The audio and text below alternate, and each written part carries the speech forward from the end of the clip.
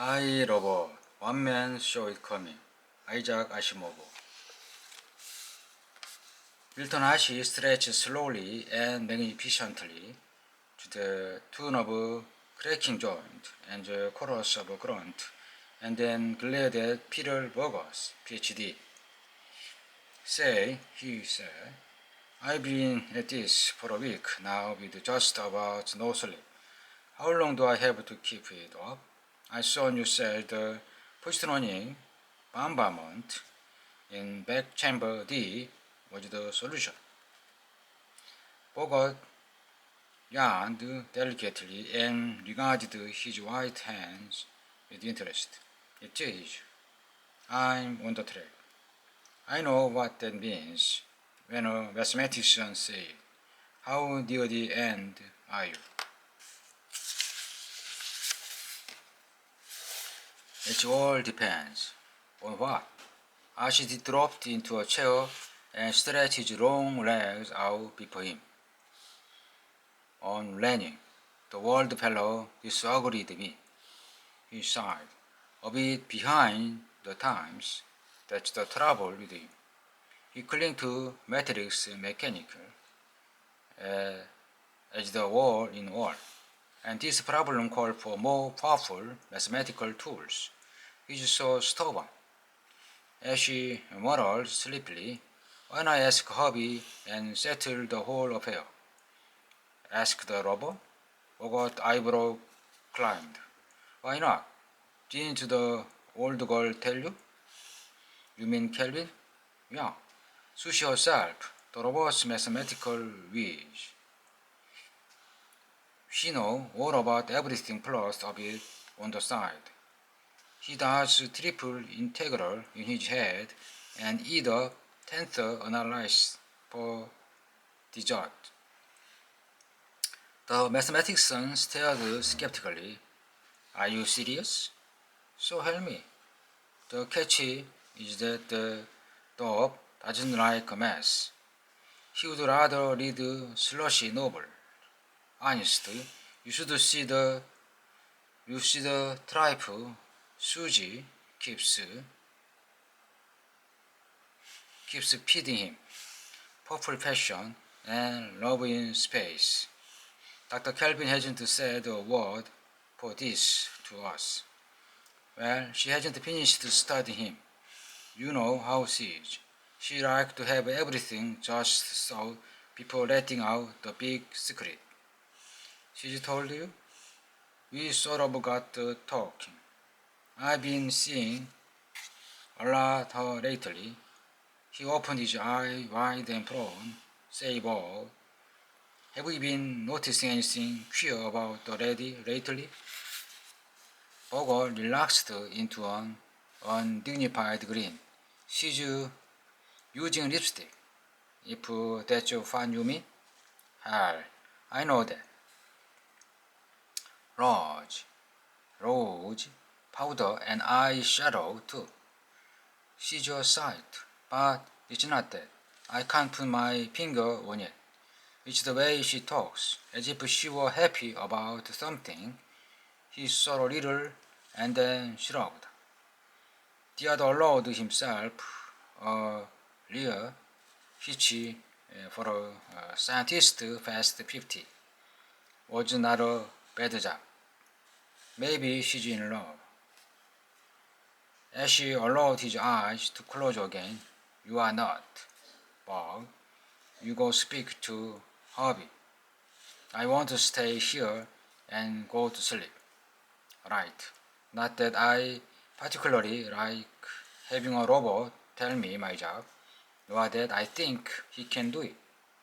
A soft snorer was his only answer. Hobby listened carefully as Peter Bogart, hands in pocket, spoke with elaborated indifferences.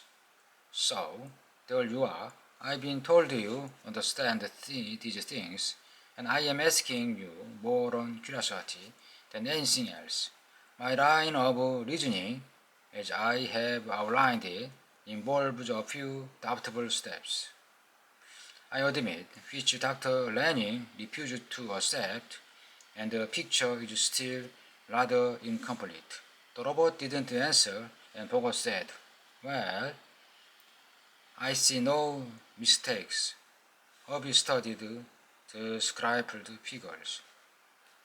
"I don't suppose you can go any further than that?" "I daren't try. You are a better mathematician than I, and well, I'd hate to commit myself." There was a shade of complacency of Bogart's smile. "I rather thought that would be the case. It's deep. We'll forget it." He crumbled the sheet, tossed them down the waste sheet, turned to leave, and then thought better of it. "By the way," the robot waited. Bogart seemed to have difficulty. "There is something, that is, perhaps you can." He stopped. Hobby spoke quietly. "Your thoughts are confused, but there is no doubt at all that they concern Dr. Lanning. It's silly to hesitate, for as soon as you compose yourself, I know what it is you want to ask." The mathematician's hand went to his sleek hair in the familiar smoothing gesture. "Lanning is nudging 70, he said, as if that explained everything. "I know that. And he's been director of the plant for almost 30 years, Hobby nodded. "Well now," Bogart's voice became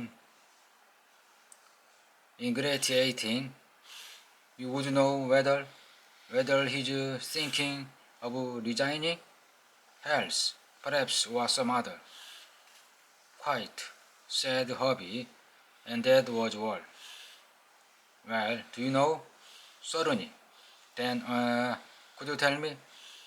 "Since you ask, yes." The robot was quite matter of fact about it. "He has already resigned." "What?" The exclamation was an explosive, about inarticulating sound.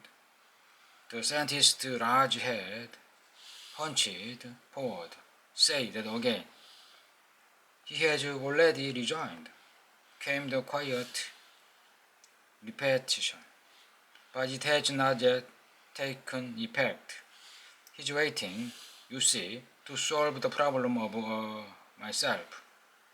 That finished, he's quite ready to turn the office of director over to his successor. Bogart expelled. He breathed sharply. "And this successor? Who's he?" He was quite close to Hobby now, eyes fixed passionately on those unreadable, dull red photoelectric cells that were the robot eyes. Words came slowly. "You are the next director." The Bogart relaxed into a tight smile. "This is good to know. I've been hoping and waiting for this. Thanks, Hobby."